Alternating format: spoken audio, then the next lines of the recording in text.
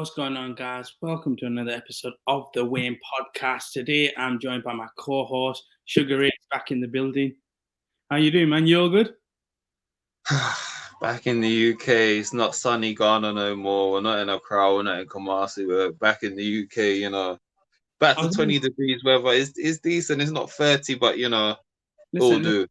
all I was gonna say is that we needed you last week. Like we needed that Sugar Ray input because it was a bit difficult. I can't lie, it felt a bit weird doing it Yeah. solo. I'm just there watching myself on the screen. I'm like, yo, this doesn't work, man. We need a co-host. We need the guy there. You held down the fort. You held down the fort. So much appreciated for that one. And it got positive reviews. So keep up the good work. How are you keeping though? I'm keeping good, man. I'm keeping good. Obviously, this week we just had Ramadan finish. Eid came, so the celebrations are done. Now it's like Indeed. Eid Mubarak to all the Muslim listeners. Appreciate that, bro. But I was gonna say that it's like it feels like we're back to normal. So it feels nice, but we're coming back to normal. We are back to what we're here for. And today's episode is about previewing one of the biggest fights coming up on the weekend. That's Canelo Alvarez versus Dimitry Bivol for the WBA light heavyweight championship. I mean, I don't know where to start with this because what Canelo's doing for me, it seems out of this world considering where he started his career fighting guys like Floyd Mayweather to where we look at him now. And I just want to get your views on what Canelo's doing right now. Like, how special and historic is this for what he's currently doing right now? Do you know what? I think I've mentioned this before on the pod, but what's crazy is that I still remember about a decade ago being at uni and my housemate saying, yo, check out this ginger guy. So I see Canelo and then I see him speaking in Spanish. I was just like, damn, I thought he was Irish. I was like, this pale ginger guy. And I knew it was going to be great then, but my goodness, like what he's turned out to be is crazy. Like, shout out to Canelo, man. Like, honestly, it's crazy to see. I think when I saw him fight, that was at welterweight, so that was at 147. Yeah. It was like going between 147 and 154.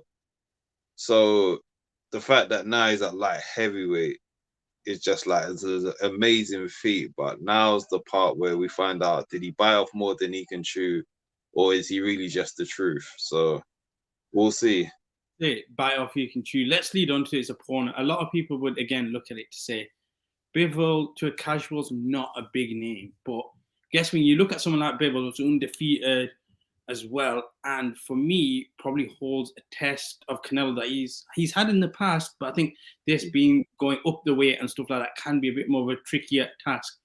What do you see from Bivol that people may not know about that can probably get to Canelo? I think the thing about Bivol is just size advantage. There's weight classes for a reason. So this is why I said is he biting off more than he can chew, because this is where you find out where, as great as your boxing skill is, there's a reason why, there's weight classes. And I think with Bivol, he's a larger guy, he's a rangy guy, he knows how to use his range, he's very good at keeping people on the outside, he's very spiteful with his shots. He has been criticized in his past few bouts about not getting out of, second gear, you could say. Especially, I think his last bout, you could argue he didn't come out of first gear. I think Craig Richards gave him a bit more of a scare than he expected. So, he stepped up a bit, because I think that fight kind of like was a wake-up call to him to like, don't think that you can cruise through. But I think that's what I'm looking forward to seeing is what does Bivol look like outside of second gear, because against Canelo, you're going to have to push yourself in a way that maybe you haven't had to in your last two fights. So maybe this is the fight that we really get to see Bivol's greatness, and maybe that might overcome what Canelo's bringing, or Canelo might just show us that, listen, the hype is real and he's just that great. And if he manages to somehow unify the light heavyweight division, my goodness, because they just released the news yesterday of Better BF versus Joe Smith I think that's happening in July. And obviously the UK's own Anthony Yard is, said to be next in that, pool of events. So we'll see end of year. You never know. You could get Better BF versus Canelo. You could get Yard versus Canelo. Who knows in the sweepstakes? But It'll be interesting to see what happens. I think for me, like, I think with Canelo, if he fights here, wins here, then you got Triple G. I don't know if we're going to get one more Canelo fight. One thing I'm going to touch on what you said was fighting on the outside, keeping distance. On that, how important is it for Bivol in this particular fight to establish the jab, to be able to get control of the fight in that way? Never has it been more important, because we've seen Canelo with his uppercuts and just with like his inner range shots, whether it's the uppercuts or the hooks, he's a very dangerous person, and he loves an uppercut and he loves a hook to the body. And I don't care how big you are, you do not want to take those shots from Canelo to the body. So definitely keeping him out of range, try to frustrate him, try to make him, just, you can't let someone like that get too close, because even though, yes, I did mention about him coming up in weight, but you gotta remember, for a guy that's not going to have to cut weight, that's gonna probably maybe find at his more natural weight, he might have just a bit more power because he doesn't have to drain himself to make 168. So, it will be in Bivol's interest to make sure that, listen, keep Canelo on the outside, keep that jab, and listen, also, you don't want to get robbed. You do not want to get robbed, so do not give them any reason to make this fight close enough to get robbed. So because we've seen this year about some grave robberies, and I am just hoping, do not screw this guy over if he legitimately wins. I mean, so just on that point, I think we're kind of on the same fence. If this goes to decision, it'll be if Bivol can ever get a decision victory here, I think it'll be probably the biggest shock of 2022. So I think we're kind of both on the same. I don't. What do you mean? As in shock? As in him? The shock would be him getting the decision, or the fact that they would give him points, even though it's the zone Canelo production. Do you mean? Oh no, the decision victory, because I just think Cinco de Mayo weekend. Canelo, to be able to personally do that with what Canelo is right now, I think that's the factor of it. He would have to do the equivalent of like he's my guy, but it is what it is. He would have to do the equivalent of like a Usyk AJ shutout, where it was just like, you literally, no matter how corrupt a judge can be, you could not take that away from Usyk on that night. So that's the type of performance that Bivol's going to have to put on, where it's just like, it's such a shutout that it's just like, listen, even the corrupt judges would have to be like, I can't even help you on this one. And obviously, we don't want a repeat of Canelo Triple G1, where they gave it a draw, which many people thought that Triple G had won that fight. So it'll be interesting. I think what works in Canelo's favor is that if he loses this fight, it's kind of like that thing of, you weren't meant to be a light heavyweight anyway. You can use the Triple G fight as a bounce back fight, and then listen, man. You got Carlos there. Everything's. You got Carlo. He can beat up Benavidez for chatting rubbish about him. For all those people that try to say Benavidez is like the boogeyman at super middleweight, Canelo might be able to come back down and just beat him up for chatting rubbish and go back to light heavyweight again. So we'll see what happens. It'll be interesting to see. I was just going to say then, on Canelo, we've touched on just Bivol and how one of the things we're looking at is establishing the jab. With Canelo, I guess it's the opposite to an extent, where he's got to fight on the inside and not necessarily fight dirty, but be able to land his punches where you can feel the power. And I think one of the things you touched on is that body shot. Can't remember who it was. You remember it just literally last year when he was on the tear once, when he was tearing it up at super middleweight, where he hit the body shot and someone fell down. Just hard. I'm trying to think. Was it Smith? I don't know if it was Smith or Saunders or whoever. It wasn't Swan. I think it might. Saunders was the uppercut. Yeah. And then I remember Smith. He was just like, basically, Bivol cannot fight the way Smith did. Remember when Smith, as Ranger Smith is, as tall as Smith is, Smith was not using any of his height or reach advantage. And I just remember that inside body shot, and it just flattened him there. Yeah. That's not Yildirim, is it? Yildirim. You're not talking about Yildirim, are you? No, I'm not talking about Yildirim. No. But I'm just trying to remember who he fought, where he hit that body shot, and it was like lights out, done. Yeah. But it's off the top of my head, it's not coming to me. But I hear what you're saying. can we see where Canelo could again do something like that? Because you've talked about how the fact that he doesn't have to naturally train himself, and even though people talk about Canelo being the smaller guy and stuff, he's not necessarily that small for me personally at his current weight where he is, because this is natural weight and he can keep that punching power. So is there a possibility we see something like that as well? Or do you think that because of where he's going to and where Bivol is, this is looking at where Canelo might not necessarily knock him out, but it'll go to decision? This is where it gets tricky, because like I said, Bivol's a bit of a mystery. We haven't seen him put under pressure as much. A lot of his fights have been shut out victories without him going out first gear. So in recent record anyway, we haven't seen him like, I mean, Craig Richards put him in a bit of trouble, but he adjusted himself well enough that he didn't engage with Craig Richards in a way that was a firefight. So he avoided that. He done the smart thing. He tried to neutralize Craig Richards. So it's like, but the thing is, the difference is Craig Richards is also a rangy fighter as well. Craig Richards is someone who's got power, and I also think the moment he himself admitted, the moment had got to him at first, and he left it too late to turn it on. So I think maybe people are looking at that thinking, you know, Bivol might be susceptible to certain things, but you also got to think about it like this. Are people just underestimating how good Craig Richards was? That they're looking at thinking, oh, well, if Craig Richards can do this, then Canelo can do that. It's two different guys, two different styles of fighting, two different, like, you know, this weight classes. Because like we said, Canelo's coming up. We haven't seen at light heavyweight, he faced a Kovalev that was like disheveled and, you know, weight drained and went to the 11th round, if I'm not wrong. So it took a bit of time to. It took time, and I think the turnaround for that Kovalev fight was a bit like, it was a nice win, but a bit of a nasty win. Like, it weren't really. It was just like, he beat Kovalev, but he didn't beat Kovalev at his best. Whereas this time, it seems that Bivol seems to be given a fairer preparation for this fight. So it'll be interesting to see, especially someone as attack-minded and offensive as Canelo. Can you now apply that pressure onto Bivol? Is he going to be the Pacquiao of the heavier weight classes?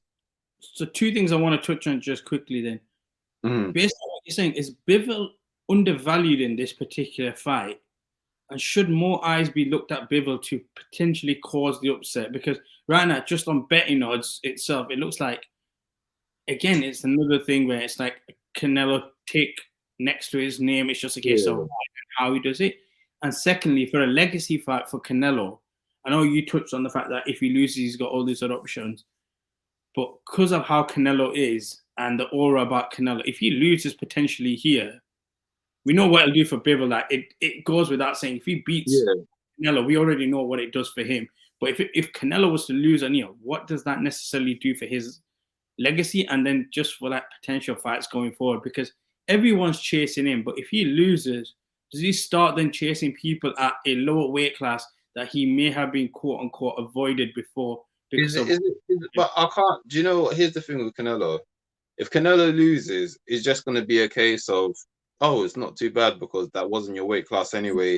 It was too high, they're too big. So I don't really think it hurts Canelo. If anything, it amplifies the fact that Canelo was willing to go up and be great. And you can't hate on that. Well, I mean, it's the internet era.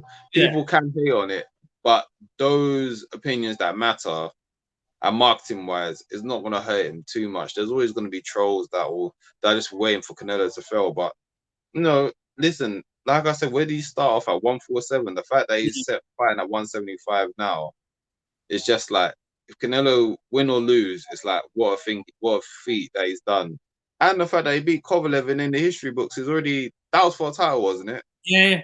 Remember that? Yeah, so I'm not trying to be funny. He's already got a title at light heavyweight anyway. So I think the difference is with this fight is, like I mentioned before, because Bivol is such a live wire right now, it's kind of respected more if he beats Bivol than he beats Kovalev. Kovalev was like, end of your career, the mystic has worn off. He had been beaten by Andre Ward. Whereas Bivol is like, he's unbeaten. He's either on the rise or just arriving at his peak. and he's a formidable guy that's like being seen as boogeyman in the like heavyweight division. And that's the guy that everyone's been saying they want him to first better BF to see Undisputed. So that's why like Canelo can crash that party and spin that block. Then, you know, man, what it'll do for Canelo's legacy will be big, and it'll put him up there. He might be arguably the greatest Mexican fighter. I'm not getting involved in that conversation because the Mexicans will get onto us talking about Julio Cesar Chavez. And fair enough, that guy's putting the mileage for, you know, the Mexican fighters after him. So, but man, yeah, I think either way, Canelo's in good stock. He's the ace, he's the cash cow still, no matter what. He's going to be the cash cow. There is one thing I was going to say, and depending on how he looks on this, I know the conversation's been there. I just want your quick opinion before we wrap up. The fight, 201 pounds for the heavyweight title against Usyk. It's been put out there. It's been put out there. And I know what Eddie Hearn's doing, but that's when I'll then say Usyk will mess him up badly. Listen, going up to light heavyweight is already a big thing. Challenging a certified cruiserweight and now a heavyweight champion in Usyk, stop it. Like, stop. I get it. It's admirable, but listen, man, at the same time, I'm not going to squash the hyperbole. I see what Eddie Hearn's doing, and that's why Matchroom's one of the best promoters in the world. Like, do what you need to do. Say what you need to say. I get it. You're getting more eyes on it, especially with the fact that Usyk's got the World Championships right now. It's kind of like that thing of, and Usyk's working with Matchroom. I get why he's saying that. It's a smart thing to do, to be honest. Because I'm not trying to be funny. If AJ had those titles, Eddie Hearn's not even entertaining this. He's just going to say, listen, it's admirable for Canelo to think that, but AJ squashes him. And it's the same way I look at this. Is like, let's not forget, Usyk isn't just some like big clump at heavyweight. It's like, no, this is a cruiserweight that moved up and become a unified champion at heavyweight. This guy fought all the best cruiserweights to get those belts. He went to everyone's backyard and took those belts. Then he went to heavyweight and took AJ's belt, which still hurts me, but is what it is. AJ were room for you to get them belts back. But yeah, all that Canelo and Usyk talk, I'm not entertained that. I'm going to just leave that for the casuals to stew over. But yeah, shout out Eddie Hearn for putting that in the air. This is why Eddie Hearn is what he is, man. Like, he for sure. Shout out to Eddie Hearn and Matchroom and even Jake Paul for last week.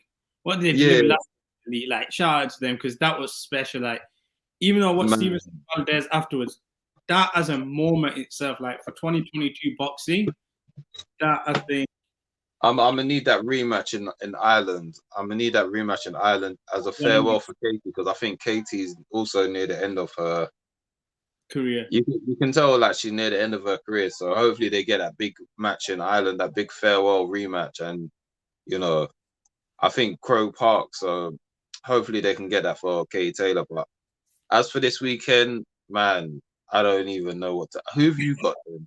What's your prediction? Okay, go on. If I'm taking my prediction, I think Canelo still. I'm going to go Canelo decision. There was a bit on me that thought 11 again, but I'm taking the decision on Canelo, and it's going to be a unanimous decision. I don't see a split or anything. It'll be a straight unanimous decision. Ooh, okay, fair enough. I mean, all I'm going to say is, for anybody who wants to get my predictions, I predicted Katie Taylor to win split decision. So this time, if you want to put some money anywhere, unanimous decision, Canelo. What about you? Okay, fair enough. I'm a tiptoe on the fence, as I've done in many times. I'm a tiptoe on the fence, but if I was to lean to 51% on one person, it'll be Bivol. Oh. I'm dead. You think you're upset? I think, do you know what it is? Because of Canelo's commercial greatness, you got a lot of people that don't understand just how great Bivol is. And in the fight game, I've seen one too many times where people will underestimate someone because commercially they're not the guy. So the way I'm looking at it is that people are underestimating Bivol not based on ability, but based on visibility. Yeah. So because of that, I can't doubt Bivol. And like I said, he's a certified like heavyweight guy that's like either approaching his prime or in it right now. So it'll be interesting to see. And like I said, there's weight classes for a reason, but I cannot wait for this fight. It's on my birthday weekend as well, so I'm gonna be tuning in. I was gonna say something before we wrap everything up. Somebody told me it's your birthday tomorrow. So firstly, happy birthday to you, Sugar Ray, bro.